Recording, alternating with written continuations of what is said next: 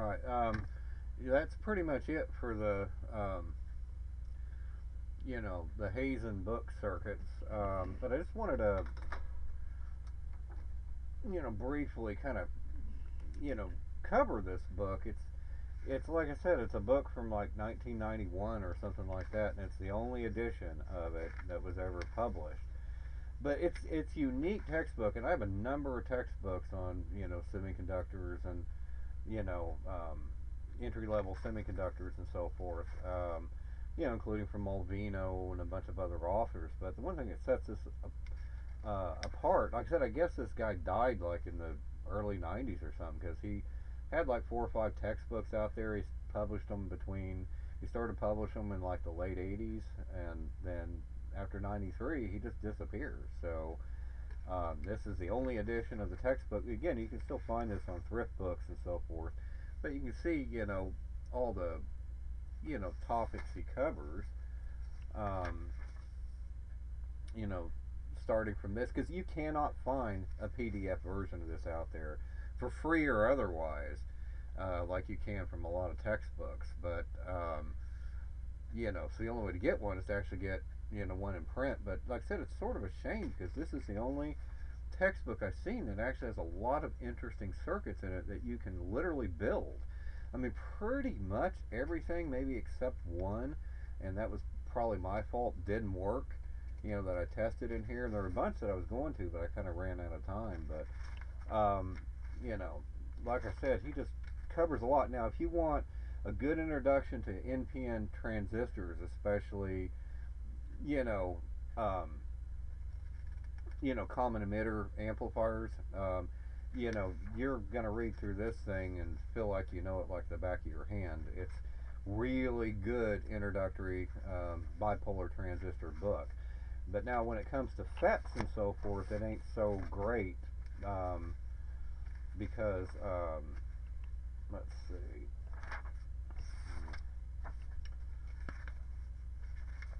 Uh, but yeah, let me. You can see, he covers in one chapter both JFETs and MOSFETs, and it's all of about 50 actual pages, at best. That's not very good coverage, and his introduction to op amps is not bad, because it does really develop differential amplifiers and stuff like that. And again, there's even a pseudo 741 circuit in there that you can build and works. Trust me, I made a video about it. I think. Um, but generally, when it comes to op amps, he's not as good. And again, his power supply chapter though is quite good. There's a lot of power supplies, I built, and it's better than most books on that. So again, if you happen to have access to a lot of older electronic components, this is definitely a book worth having because, like I said, there are a ton of interesting circuits that you can build, in this thing, and it's just there's just no other book that has quite this variety or scope of circuits. But again, just some topics, if you're trying to learn electronics, great for bipolar transistors and even power supplies to some extent. But not as good for op amps. I mean, like in op amps, for example, he doesn't even introduce the conventional formulas you see for op amps, like for you know your non-inverting, inverting op amps. The feedback formulas you use and see in every textbook. It's like buried in here.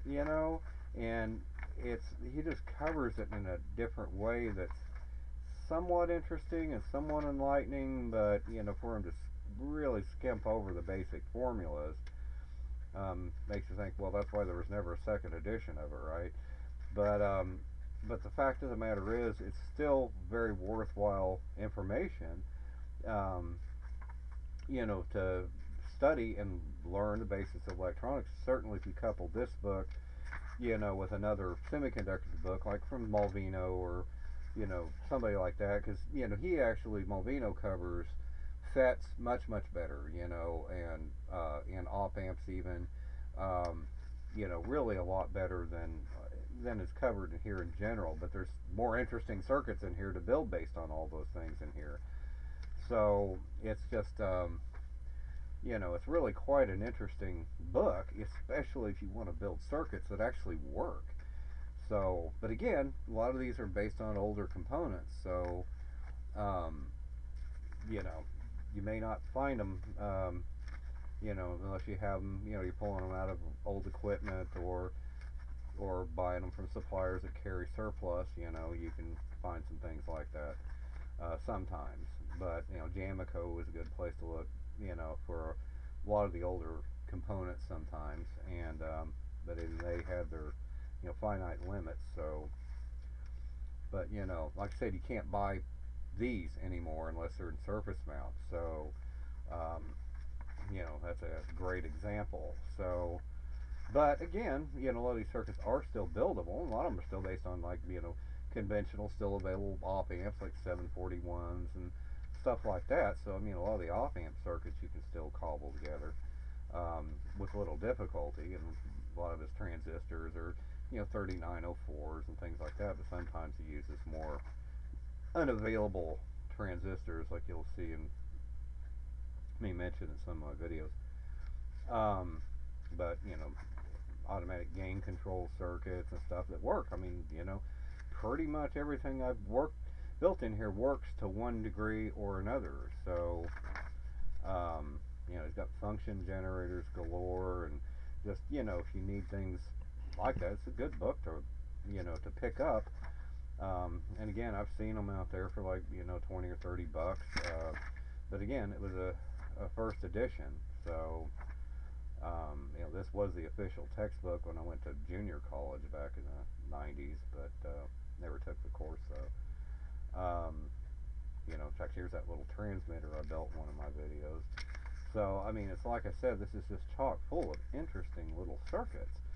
So, function generators, and, again, our power supplies, 555 circuits, like that one that, can go down to, from 0 to 100% duty cycle. Other forms of oscillators, gets into, triacs and stuff like that. And although this book's old enough where he talks about tunnel diodes and some things like that here, but just briefly, and you can't buy those anymore, to the best of my knowledge. But which is a shame. There were easy ways of making relaxation oscillators. But the power supply circuit, circuitry and stuff in here is, like I said, quite useful. And you're going to find this interesting in this day and age. Here in a minute, talks about LED displays and optic couplers and stuff I didn't get around to building. I guess some basic logic, but but he also has a chapter, and you'll love this, in this day and age, on vacuum tubes. So so yeah, he if you want to learn something about vacuum tubes, there's a whole chapter devoted to them in here. So particularly power vacuum tubes, power applications for them. So anyway, but it's it's got some rich appendices with data sheets and so forth in them. So sorry if my camera was drifting, damn it. Always get out of control. But like I said, it's a decent little book to have. If electronics is your thing. It's certainly a worthwhile buy. Like I said, one of the other big books I have, is Malvino's Electronic Principles, and they got newer editions of this. I mean, there's plenty of copies of this, but there's just not nearly as much stuff. But but looking at his bipolar coverage is okay. I mean, it's adequate, but it's just not quite as good as by a long shot, honestly. For Hazen, because Hazen shows you how to bias your transistors best and for maximum stability. Covers well,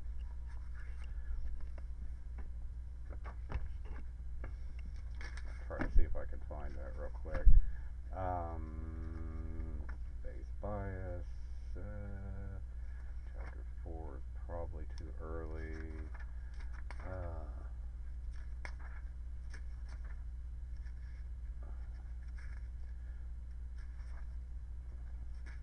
get to where he talks about that, closing in on it, getting closer.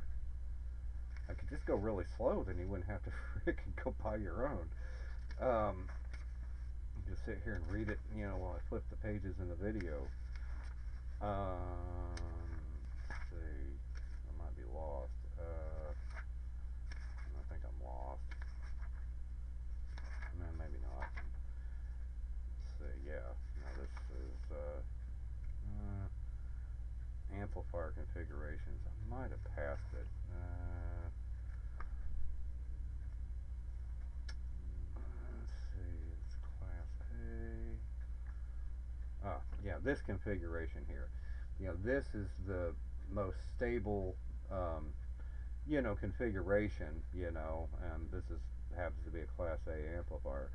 But having that split bias here, this actually allows you to control the gain and make use of the feedback while independently setting the DC bias. It's just one of the best temperature stable and basically everything stable ways of doing a Class A. Better so than the collector feedback that you see a lot of times used. This is supposedly a superior way to do it. But at any rate, Malvino, like I said, does cover certain things better, like op amps. He does do basically a better job. He does do it with the conventional formulas for op amps, but transistor biasing, AC models, the voltage amplifiers. He's got a whole chapter devoted to JFETs, then another chapter devoted to MOSFETs. So at least, he's got that going, and that's 60, 40. Let's see, roughly 40 pages each. So it's not terrible, but I think this is probably a better book, although again, Hazen's still worthwhile reading for JFETs, as you've kind of seen in some of my videos. But, again, the op amps are certainly far better, and again, Hazen's MOSFET coverage is really pretty pathetic. This book that you're seeing here is like 10 years newer, so... but again, there are even newer editions of this book out, so it's still in publication. This is the 6th edition. You can get these on thrift books for really cheap. But any rate, and I guess while I'm at it, I might as well cover this book. This book you're damn sure not going to be able to get a damn PDF version of out on the internet. This thing is from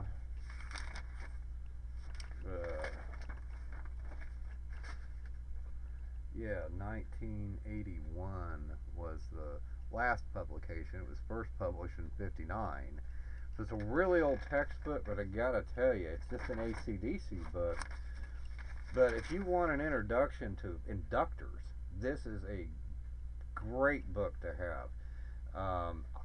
I don't even know if you can find this used or not out there. You might. I don't think I've looked.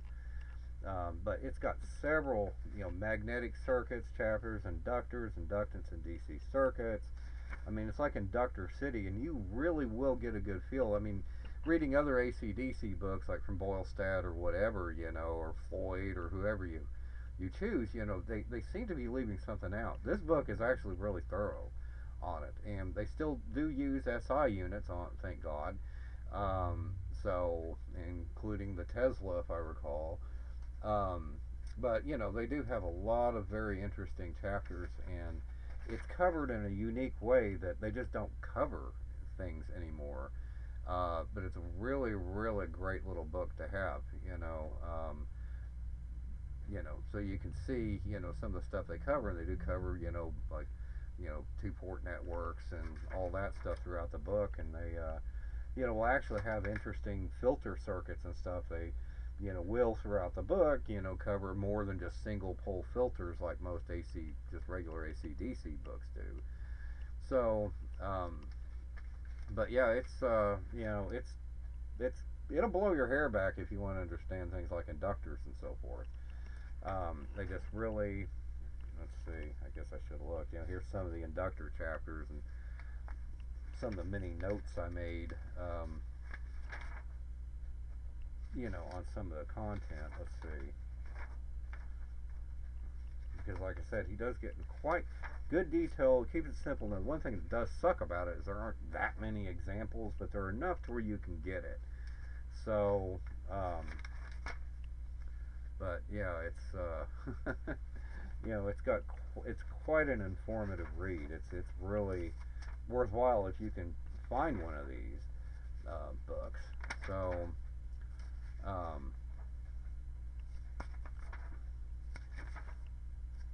just try to thumb through it for you in case you can't find it. If you see something, so if you guys, put comments in the notes or something that you want me to thumb through this thing slowly so that you can read it, I'll make a video about it. I wouldn't mind doing that for you. So, anyway, it's just really quite informative if you really want to understand inductors and magnetics in general. You almost get enough out of this to make solenoids and stuff. Not quite, but almost. He does cover, some of those principles. Again, enough to kind of whet your appetite for it anyway. But it's a way more complicated subject. That's where it kind of comes from. Then he gets into general inductance principles and stuff like that. So you can learn a hell of a lot out of some of these older books. Now, if they get too old, they become more confusing than anything. I've noticed. Like try looking at a 1950s physics book. So, but at any rate, it's if you can find it, it's a worthwhile book to have. So, you know, Introduction to Electronic Circuits, or Electric Circuits, by Herbert W. Jackson.